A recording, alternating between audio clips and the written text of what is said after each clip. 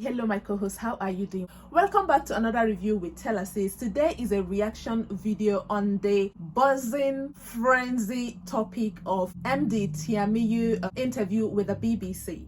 I am actually trying to avoid this topic, but my people were asking me what is my opinion about this topic. Of course, I've already said something on TikTok. If you're following me on TikTok, you would have seen my comment.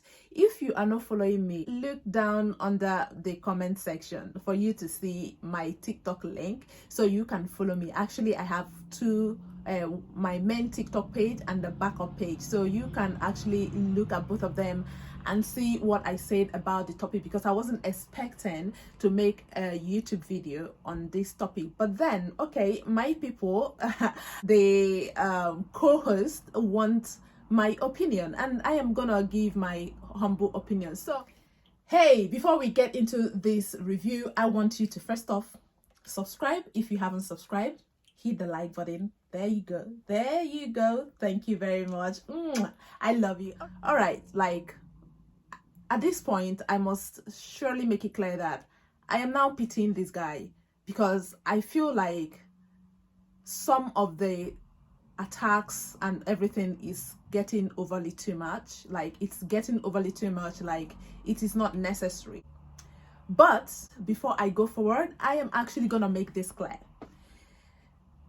This MD, in my own opinion, I just feel like this guy was able to misyan, because number one, this is his first interview and he found it as an opportunity for him to trend.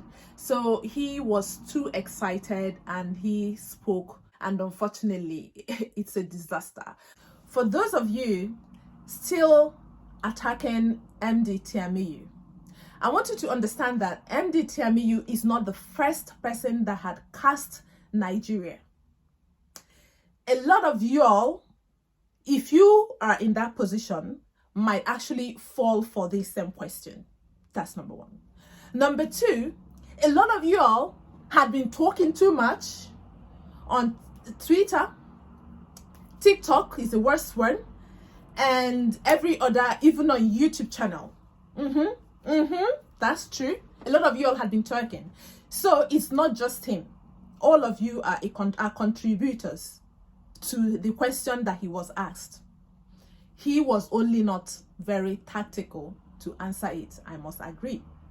But mind you that you shouting over there, if you had been the person sitting on that seat, with the smart way they come in with their questions, remember that he was engaged into conversation for a while before the question comes. So he lost it. He thought that he was like, that they are my goons. Let's keep talking. So this might actually happen to you as well. So don't be pointing finger and be telling him that when he comes to Nigeria, you're gonna do that, you're gonna do this, you're gonna because the more you threaten, the more you are actually giving him opportunity to find his relaxation and his place here, which of course I think he's already got all he needs to seek for asylum, because of course he go back to Nigeria, well, I don't know what's gonna happen to him. So UK, he has to run to them for help, so that's gonna happen anyways. It's a sad thing, but I'm sorry if it's coming out the wrong way, but eventually that's gonna be true. All right, back to what I'm saying. Another point I want to make clear is this is not just about Nigerians, so you guys should just stop making it like it's about Nigerians. Like, it is not just about Nigerians. Everybody coming, every part of the world coming into the UK as international student. They did not put international student in quote Nigeria. No, they said international students. So which means China is involved, India is involved, European countries that are not under EU are involved. Even EU now is involved because they are no longer under EU. You understand? So many, as long as you are international, you are involved. It is not only about Nigerians. So you people should just leave MD alone, Jare. Haba. Before you Nigerians will come for me, Did his response do Nigerians good? No. Did I support the way he responded to the questions? No. He could have answered it in a more better way, more tactically, but at the same time, he hasn't lived in this country for so long, so he doesn't understand how these people come on with questions. And perhaps he's not a history person, so he's not following history, so he doesn't understand. So that apart, did is done, so forget about it. Enough with all this you people's drama and attack. Abeg, it's okay. The thing, it don't happen. Meanwhile, mind you that when they said that they banned dependent visa, they have not banned student visa. You can still get student visa. Haba. So these are the things I want to clear, clear at least before I get into this video. Okay, now let's talk about how this whole thing started. For those that live in the UK, you know exactly what happened during the pandemic: shortage of staff, too much death. Then first off was Brexit happened. The EU people, majority of them started living. They are still living right now. Then COVID happened, additional to the Brexit, and so this left a whole lot of vacuum in the system, causing, in fact, UK was actually at the verge of going into recession. So they had to do something, and the way to do something is to bring in people that will work to increase the taxpayers' income, to increase tax-paying income, or whatever. I don't know how to say it, but basically that's what it is. People need to come into work to pay tax, to pay rent, to contribute to the development of the economy, and that was just what opened up this scheme. So this scheme, I don't know when it was opened, particularly maybe 2019, but it was more popular 2021, when there was basically huge influx. Mind you that it is not only the fact that they opened up student visa. When they opened up student visa, remember, Ukraine war started happening, and then the Hong Kong thing started happening. So they have to, accommodate the Ukrainian people, and they also have to accommodate the Hongkians. That's what I'll call it, the Hongkians. So this also increased the number of immigrants in the UK, and these are unforeseen circumstances. If you are a project manager, you should know that there are some unforeseen circumstances that you were not expecting, and boom, they happened. So this is what happened in this case. There we go. There is also a vacuum in skilled labor, so also employing of skilled labor also opened up. So huge number of immigration is coming in from student side, from skilled workers side, from people seeking asylum, and all those whatever.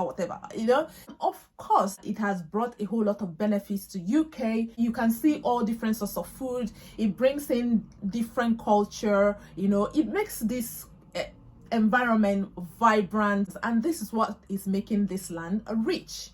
Also, those students that are coming to study can also unite with their family, instead of formerly what it used to be before 2019. You as a student come alone to study, and your family will be across the country. You miss them, you don't have bonding with them. And with this international student being able to bring their dependents, students will be able to be with their family member. It keeps them on a more relaxed state of mind to be able to study. Remember that students here, they are only allowed to work 20 hours. And imagine if it is a breadwinner that left their family member back home to come here to study, and they are only allowed to work 20 hours. Meanwhile, they still need to, send money home to take care of their family. It's going to be hard. So this is one of the advantages of that dependent visa, so that the students will 100% focus on their study. Even if they are working, they'll work only that 20 hours, and the other family member can go forward and work full-time to support the family. That makes the burden easier, and that gives the student the opportunity to achieve their purpose of coming to study. Now, coming to the amount of money paid, which was what so many people were arguing about when you follow the interview with Emdee Tiamiyu. The £15,000, like seriously, Nigerians are worth more than that. The reason why they pay that money is that so many people can pay that money in Nigeria, but they won't get the quality of education they want. Like you would have seen it in the system, that the education system is becoming a mess every day, strike and all that. Even people that don't really want to live outside Nigeria are first to come outside Nigeria because they want to have a better life for themselves. Are they going to go back? Definitely yes. Nigerians love Nigeria, so they would definitely go back, but it's gonna take a while for them to recuperate the expenses they made. But this recovering the expenses they made, do they even recover it? No, they don't. The expenses they make to study, they will never recover it because they have a lot to put into the system before they will even recover the money that they spent. So this may actually make them to stay longer. But with that, is that the reason why they should overstay or cause the clause? I don't think they have broken any law or following the visa type. All they do is to follow the same law and upgrade and change and whatever that gives them opportunity to stay longer, for them to be able to recover the expenses that they made and make something for themselves back home that they can go back to. So this is how I see it. Technically, this is my understanding about Nigeria, and I believe that this will be the same thing with other countries that this may have affected. I have looked at the benefits on both sides, both within the UK and within the people that are coming in with their dependents. So let's look at the drawbacks. The drawback of this is, remember that I said that there was a reason for them opening up this education system, because there is a vacuum. But then they have a quota, they have expectation. They've done the maths and they say this is what we need to cover this. Let's assume now that they have plan of 4 years to achieve this milestone of bringing in this number of people into UK. And fast forward, instead of this taking 4 years, it took 2 years to happen. If you are a project manager, what are you gonna do? It's a good thing for you, right? So you are gonna close the project because you have achieved your milestone, you have achieved your result. What was the point of continuing? So this is what I see that happened here. They have a target, they have a milestone.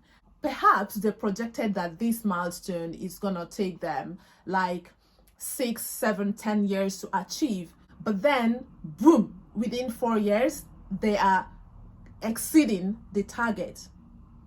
They have to stop, because if they don't stop, it's going to cause strain on the resources, on the economy of the country. This is a small country. They have to plan for food, they have the road capacity, they account for everything. It's not like some developing countries or underdeveloped countries that may not work with plans or may not have arrangement. These people have plans, these people have arrangement, these people work according to what will be conducive for them and their future children, to make them comfortable, because they don't want to leave and destroy everything, right? So this is it. So this is why some people might look and say, oh, the people making this rule are immigrants as well. Yes, they are immigrants, but they are already part of this system. If they crumble the system, what will it profit them? So this is why I think it is not bad for them to say, we've got what we have a plan, we've achieved it, then we stop. It is what it is, man. Don't get angry with them. Another drawback is financial burden. So when I say financial burden, you can possibly be saying, what financial burden are immigrants going to cause UK? NHS, number one. They are already suffering. They are already running short of the NHS. Yes, I know you pay NHSI. It's already overwhelming them. There's already shortfalls in these professions and some other professions that is really weighing on them, that they are pouring money into, because they are trying to work on budget, But instead of them working on budget, they will pour more money into projects to improve these sectors, or maybe expanding roads, or maybe expanding the schools to be able to accommodate more students. These are unforeseen expenses that they are taking up that they didn't plan to take up. And remember that they are going into recession and they need to cut costs. So expenses is what they will not want if they are really trying to cut expenses. They will try as much as they can to cut expenses. So this is what the few drawbacks I can remember now. If you remember any drawbacks, please share with us at the comment section. So with this, let's now look at the number, at the figure. This information, I got it from Sky News, by the way. So almost 500,000 study visas was issued around in 2022. And this is a rise of 81% compared to 2019. Just in 1 year. Just in 1 year, we have almost 81% rise just in 1 year.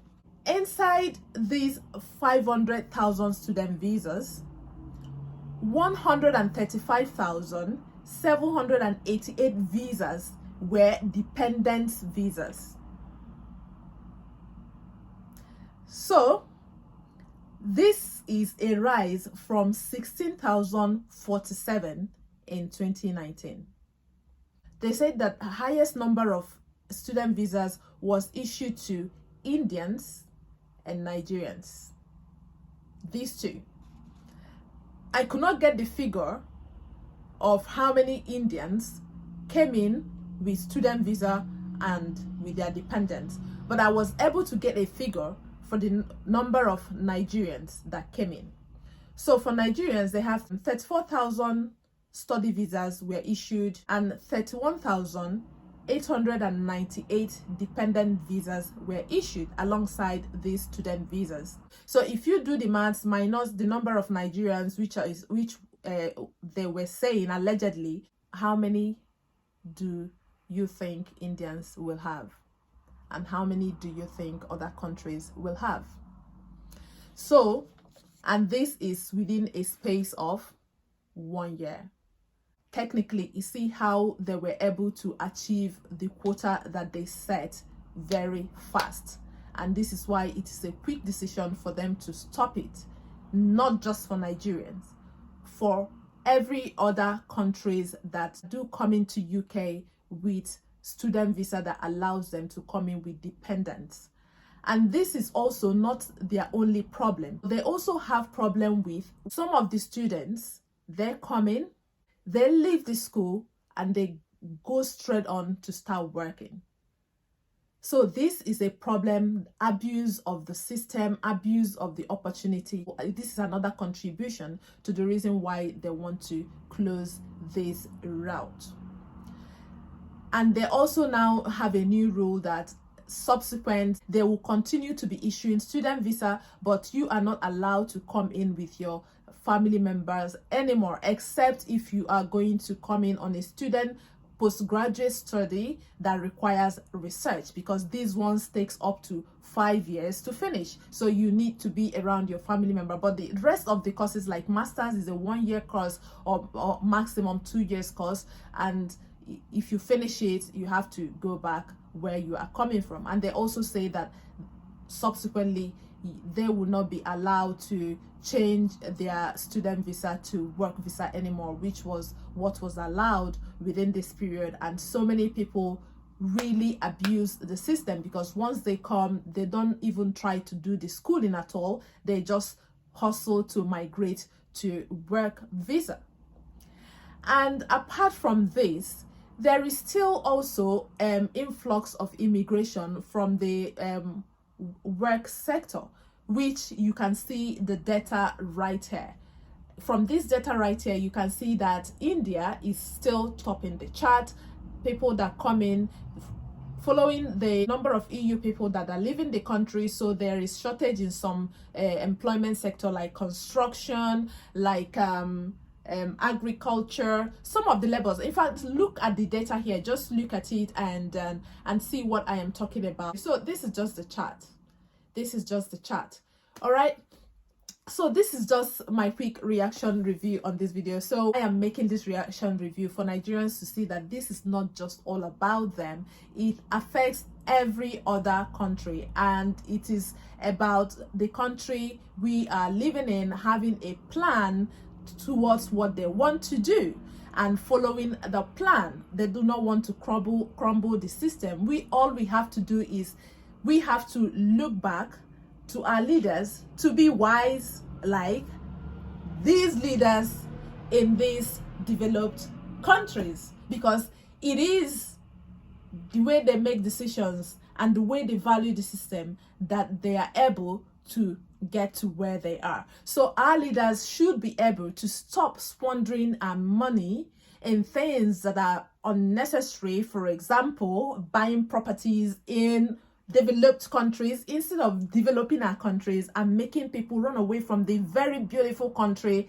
that they really do not want to run away from, to countries where they will actually be running around kitty kata like this. So this is it for today's review. What do you think? Please let me hear your comment at the comment section. If there's anything I do not remember to add here or say here, because I do not know everything, this is simply my own opinion, you have the comment section to put your opinion. Have you really hit the like button? I am waiting. Hit the like button, subscribe, and share this video. See you next week in my next review. Bye bye bye. One love.